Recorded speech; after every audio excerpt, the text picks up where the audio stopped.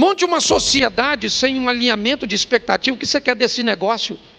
Quanto você quer desse negócio? Qual tempo você precisa para tirar o que você criou a expectativa? Esse relacionamento de namoro seu, você faz um alinhamento de expectativas? Se você não fizer um alinhamento de expectativas, você está construindo estrutura sobre areia. Não tem base para sustentar os desafios. Pô, você está nesse negócio há quanto tempo? Cara, eu estou nesse negócio há 1 ano e meio. Quanto você botou nesse negócio? Eu botei R$1 milhão. Quanto você tirou nesse 1 ano e meio? Cara, eu não tirei nada. Pô, cara, mas esse negócio está dando errado? Não, está tudo sob controle. Porque eu, certo? Já tinha previsto que só vou conseguir tirar alguma coisa no 3º ano. No 2º ano. Quando a sua expectativa está alinhada, você consegue entender isso? Você se priva de viver um ambiente de frustração. Mas sim, você não fez nenhum alinhamento de expectativa. Eu entrei para a igreja e achei que assim que eu entrasse, eu ia ter uma intimidade com o pastor Cláudio. Eu achei que eu ia participar dos ministérios. Eu achei que a igreja ia cuidar de mim, fazer isso, aquilo outro. A igreja nunca disse que faria. Mas você tinha a expectativa de se casar e que seu casamento ia ser desse jeito, que seu marido ia ser desse jeito, que sua esposa ia ser desse jeito, e aí ela não foi. Você imaginou que a sua vida com filhos seria desse jeito e não foi. E você imaginou que ia trabalhar em tal lugar. Tá bom. Mas você não foi capaz de fazer um alinhamento de expectativas. Isso é extremamente ruim. Então eu preciso, se eu quero construir algo, eu faço um alinhamento de expectativa. É isso. Eu vou viajar, então eu tenho um alinhamento de expectativas. O que eu vou tirar de prazer dessa viagem? Como é que as coisas vão ser? Pronto. Por pior que seja a situação, certo? Eu fiz um alinhamento de expectativas. Segunda coisa, se você quer construir algo, repita comigo: conflitos de interesses. Isso. Só tem um tempo. E às vezes tem mais de uma pessoa.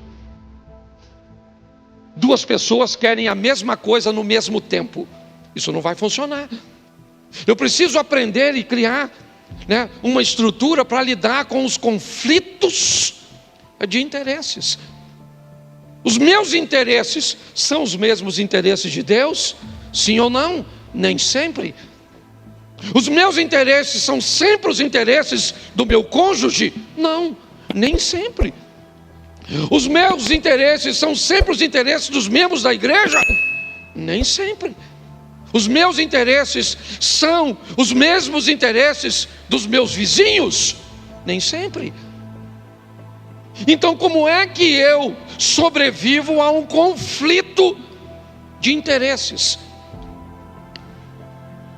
Se eu não aprender a lidar com isso, eu vou ter sérios problemas.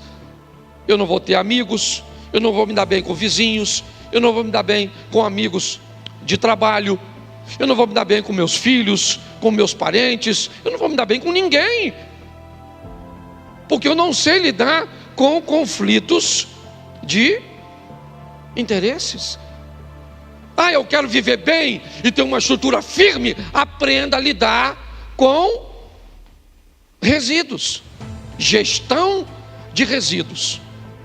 Tudo aquilo que eu faço, tudo aquilo que me acontece, deixa resíduos bons ou ruins na minha vida. Eu tenho muitos resíduos, sabe? De 10, 15, 20, 30, 40 anos. Resíduos que não são orgânicos, que volta e meia eles saltam novamente. Eu tenho que lidar com lembranças de abandono, lembranças de rejeição, lembranças de traição, lembrança de vergonha, de humilhação. Eu tenho que lidar com isso. São resíduos. Alguns resíduos, eles Eles são orgânicos, biodegradáveis. Basta deixar uma semana, 2, 1 mês, 2, eles vão desaparecer, eles somem, certo? Com a ação do tempo. Outros não. Não é assim que funciona. Jogue a água dessa garrafa no chão e é só uma questão de tempo até ela desaparecer, ou por ser sugada pela terra, ou por virar vapor. Mas a garrafa não. Ela vai ficar ali provavelmente, 10 anos? 15, 20 anos? Certo?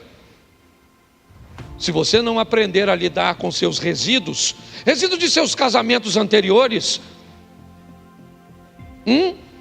resíduo daquilo que alguém fez com você publicamente e te humilhou na frente de todo mundo, resíduo do que uma outra igreja fez, do que um outro pastor fez, resíduo de que algo aconteceu com você, eu não sei.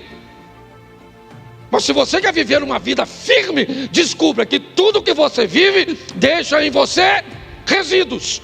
E alguns são bem desagradáveis e ruins, que podem se manifestar com comportamentos que você odeia, mas não consegue controlar. Por quê? Porque não sabe gerir resíduos. Jesus não tinha problema com isso. Ele sabia que Judas ia o trair. Nem por isso o proibiu de sentar à mesa. O baniu de sentar numa posição de honra.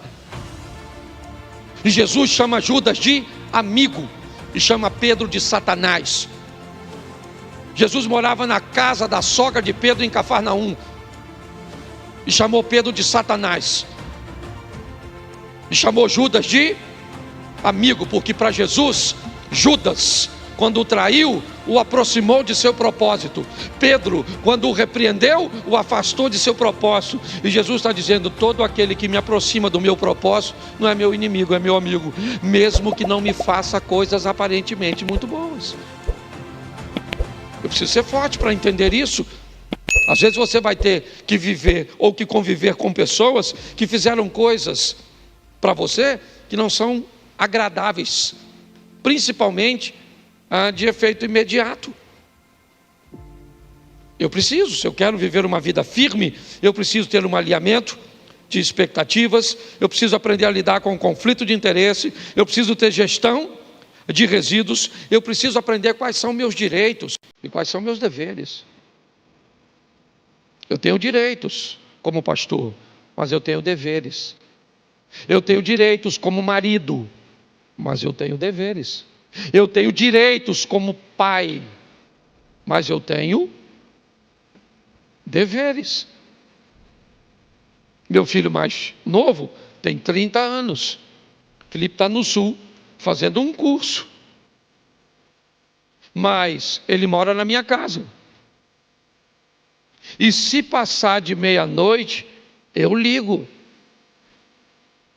Ligo falando com um homem, obviamente. E aí, filhão, tudo bem? Não chegou até agora, o que houve? Está por onde? Está tudo certo?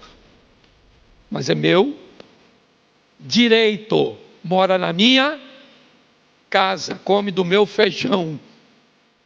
Eu sou dessa época.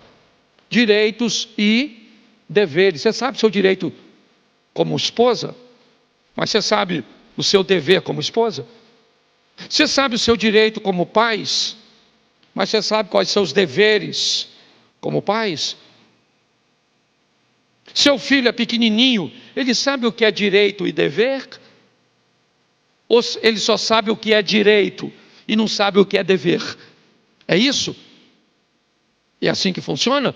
Então você não estabelece para seu filho nada de deveres, certo? Ele não sabe nada sobre respeito ao próximo, ele não sabe nada de protocolo, certo? De convivência em ambiente coletivo, ele não sabe nada sobre relacionamento interpessoal.